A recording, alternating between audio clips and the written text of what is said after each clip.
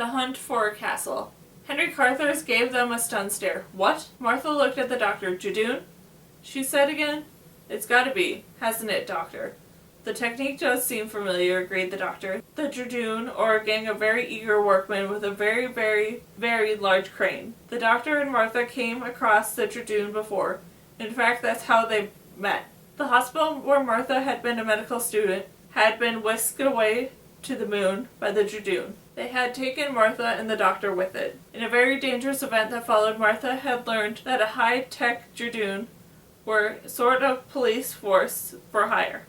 They hijacked the hospital in the hunt for a murderous shape-shifting plasmavore, some kind of space vampire. In the end, like the Canadian Mounties, the Judoon had got their man, or rather old woman. The plasmavore had been disguised as a very elderly female patient. In the process, they risked their lives of the doctor, Martha, and the whole hospital full of doctors, nurses, and patients. The Judoon were ruthless, single-minded in their pursuit of what they saw as justice.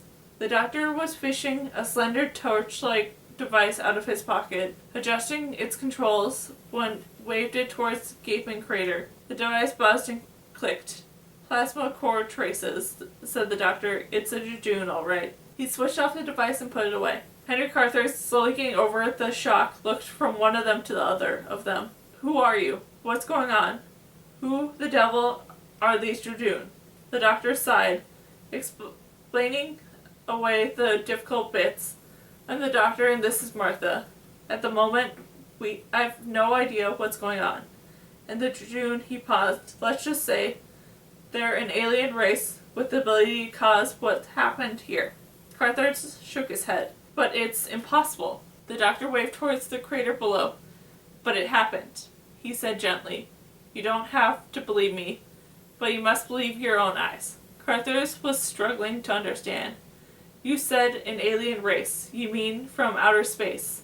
Like in the book by the chap Wells, War of the Worlds, and all that?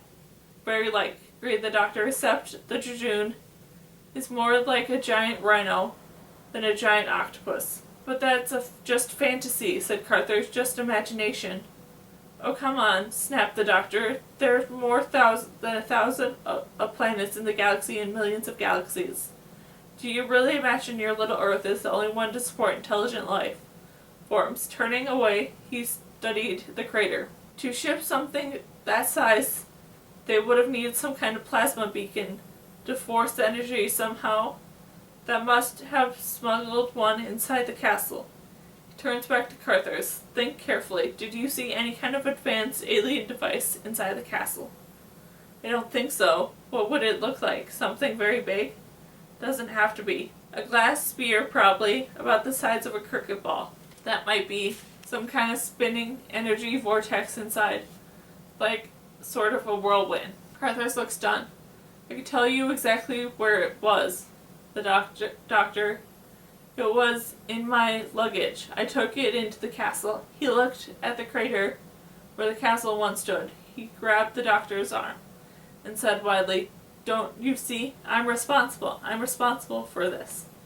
Gently the doctor freed his arm. Captain Carthers, you're not responsible for this. The Judoon are. The Judoon and whoever's behind them. What do you mean, behind them? Asked Martha. The Judoon do not act alone, said the doctor. Somebody employed them and hired them to do this. But why? That's one of the things we've got to find out, said the doctor. You, Carthers, said with disbelief. Oh yes, said the doctor to him. You bet, said Martha. Who else is qualified? The doctor asked. Anyways, I resent people mucking about with old buildings. We have more selfish reason. Well, said Carthers.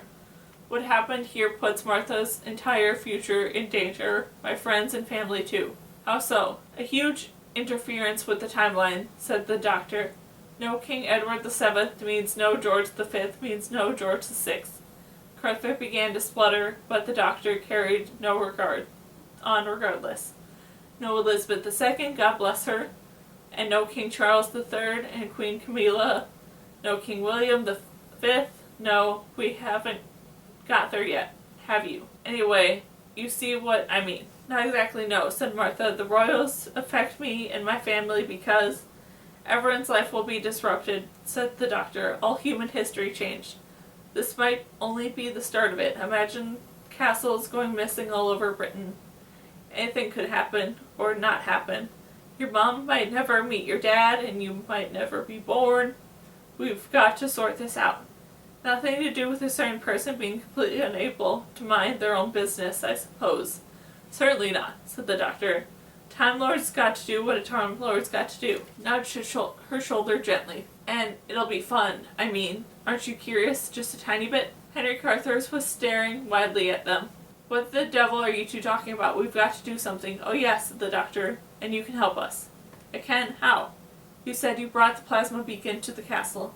The glass sphere with the spinning vortex. You didn't just find it laying in the gutter, did you? So tell us, where did you get it? Or who gave it to you? My doctor, said Carthurs. Good grief. Another doctor. This business is full of doctors. Well, actually, he's not my doctor any longer. Used to be our family doctor, but he gave up medicine years ago. He's a writer now. Name? Asked the doctor patiently. Arthur Conan Doyle. The Sherlock Holmes man, said Martha. That's right.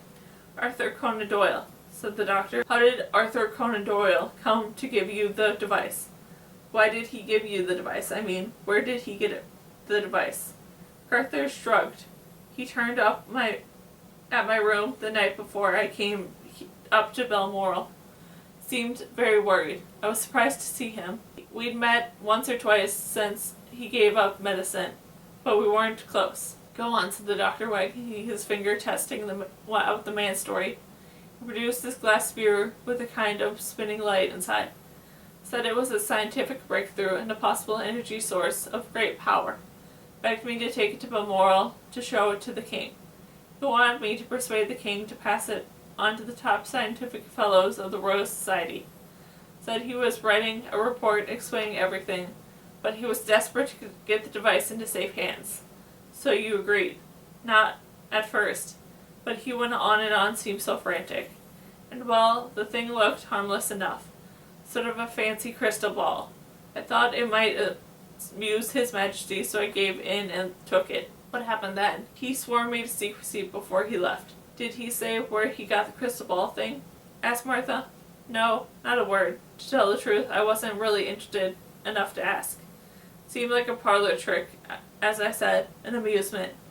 I chucked it into my bag and forgot about it. Weren't you surprised by all this? Asked Martha. Very much so. Well, I'm not, said the doctor. I met him once. On the outside, he's a very serious chap, with a big serious mustache, typical Victorian gent. But there's a side of him that loves ghosts and goblins and fairies. An alien, suggested Martha. Could be, said the doctor. He'd be a sucker for a friendly alien with a good story. So what do we do now? Martha asked. Oh, the thing. That's pretty obvious. It is? Captain Carthurs, I need your help. Of course, anything I can do, said Carthurs. Take Martha back to London, find Conan Doyle, and make him tell you where he got the glass sphere. They come and tell me what he says. And what will you be doing? Asked Martha. I've got a missing castle to track down, said the doctor, told her. And then I'll get inside the castle, do a tour, maybe pop into the gift shop and get a t-shirt, find out just what's going on. Now wait a minute, said Martha. I'm coming with you. Captain Carthurs can chase Conan Doyle on his own. Martha, said the doctor, I need your help too. I can't be in two places at once. The information you're going after is vital.